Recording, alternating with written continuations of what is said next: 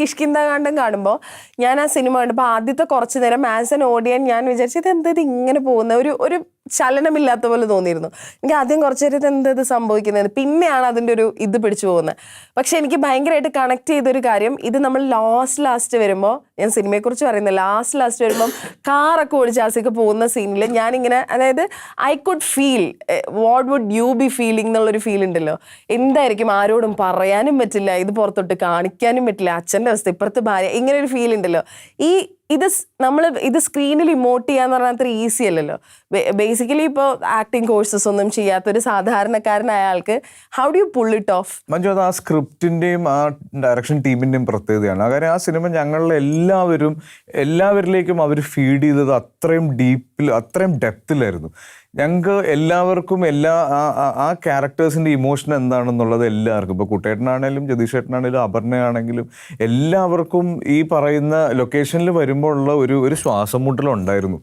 ഇത് ഷൂട്ട് ചെയ്യുന്ന സമയത്തും പിന്നെ ഇതിൻ്റെ മൊത്തത്തിലൊരു ആംബിയൻസ് ക്രിയേറ്റ് ചെയ്തതും അതിൻ്റെ ബാഹുലിനും ഡിഞ്ചിത്തിനും തന്നെയാണ് ആ സിനിമയുടെ എല്ലാ സക്സസിനും അവരുടെ വിജയമാണത്.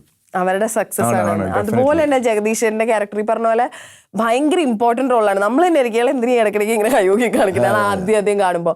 പക്ഷെ പിന്നീട് കാണുമ്പോൾ ആ കിട്ടിയ ഒരു ഔട്ട്ലൈൻ എന്തായിരുന്നു ആ ക്യാരക്ടറിനെ കുറിച്ചിട്ട് ജഗദീശ്? അല്ല, ഇതില് യഥാർത്ഥത്തില് അജയ് ചന്ദ്രനുമായിട്ടും അപർണയുടെ ക്യാരക്ടറുമായിട്ട് സംസാരിക്കുന്ന ആ അരുവിയൊക്കെ ഉള്ള ആ സീനിലില്ലേ ഒരു ദുരൂഹത നമുക്ക് ഫീൽ ചെയ്യുന്നു. നമ്മൾ ആ അഭിനയിക്കുമ്പോൾ തന്നെ നമുക്കൊരു റിയൽ സംഭവങ്ങൾ പറയുന്ന ഒരു രീതിയിലാണ്. സിനിമയിലെ ഡയലോഗ് പറയുകയാണെന്നുള്ള ഒരു ഫീലിങ്ങിനപ്പുറം ഒന്ന് ആ ആംബിയൻസ് അങ്ങനെയായിരുന്നു.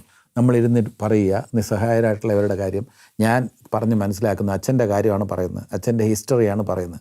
ആ ഹിസ്റ്ററിയിൽ എത്രത്തോളം പറയാൻ കഴിയുന്ന കാര്യങ്ങൾ കുറേ പറയുന്നുണ്ട്, കുറേ പറയാതെ വയ്ക്കുന്നുണ്ട് ഞാൻ.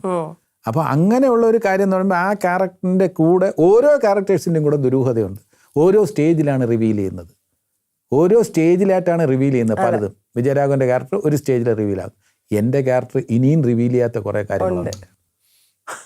അപ്പൊ അതാണ് പാർട്ട് 2 ഉണ്ടെങ്കിൽ അപ്പൊ ഉണ്ടോ ഇല്ലെന്ന് അറിയില്ല, ഞങ്ങൾക്കറിയില്ല. ഇതൊക്കെ ഈ ഒരു യാത്ര തുടരുകയല്ലേ, അത് ഇനിയിപ്പോൾ എങ്ങോട്ട് പോകും എന്നുള്ളതൊന്നും അറിയില്ല.